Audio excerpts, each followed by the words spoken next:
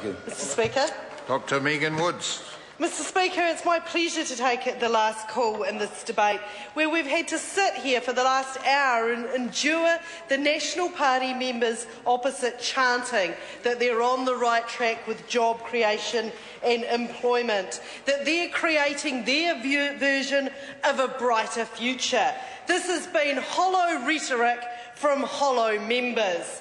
What we have is aspiration that today we are not Spain and that we do not have unemployment of 24%. Well, we on this side of the House want something more for our nation.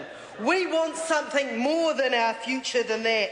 We want something more than the 160,000 people that members opposite have thrown on the scrap heap of unemployment. We don't want to see 50,000 people leaving every year for Australia because there is no future here for them. And how does Labor propose to do this? Well, Labor sees education as an investment in our future and not a cost to cut, which is what members opposite have shown. Education is at the very foundation of a fairer and more prosperous New Zealand. We've heard from members opposite how we have to get the economy right if we want to pay for health and education. Well, we'll never get the economy right if we don't invest in our future and our education system. It is not an either-or situation. A good education provides our children with a lifetime of opportunities. And children have the right to the best education from their first day of school through to their first day on the job. Labor has a vision for education. It is a priority for Labor, and what we have is a national government who are presiding over a disaster in education. Today I want to focus on three areas of this disaster. I want to talk about the University of Canterbury, where today the library went into lockdown because there was the first of what I will predict be many student protests. I want to point out this was quite a small student protest today, but it's not like the ones this member was part of. But this is because there is a government opposite that has failed the University of Canterbury. Post-earthquake, like so many things in Canterbury and Christchurch, they made a commitment to support the University of Canterbury. But what are we seeing support?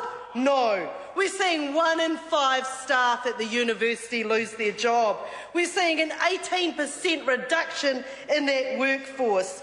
We are seeing a government that is doing nothing but fail it.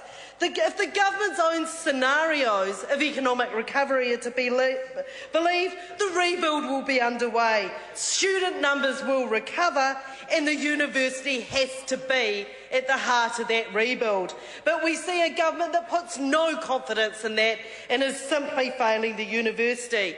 Instead, it is resorting to bullying tactics with the university, with their own internal papers showing us telling us that the implicit message from the Tertiary Education Commission and the Minister that is if the institution is willing to lead the way with cuts that could easily run to hundreds of jobs, the state may invest in the university.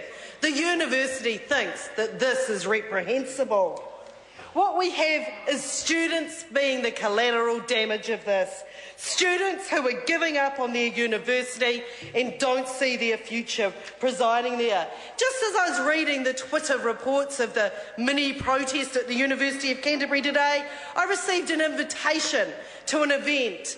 It was a collaboration between the Canterbury Museum and the University of Canterbury called Canterbury Tales. And it's going to show artefacts from the university and the museum. Well, you know what? My fear is that graduates and students from the University of Canterbury will soon be the only artefact.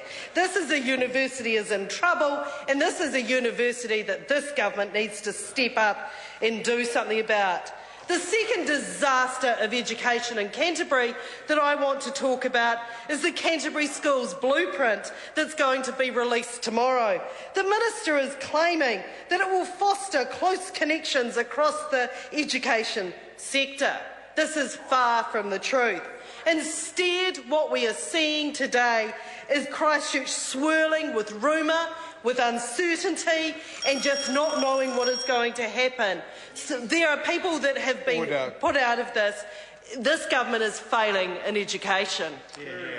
The time for this debate has expired, so we call on Government Order of the Day number 1.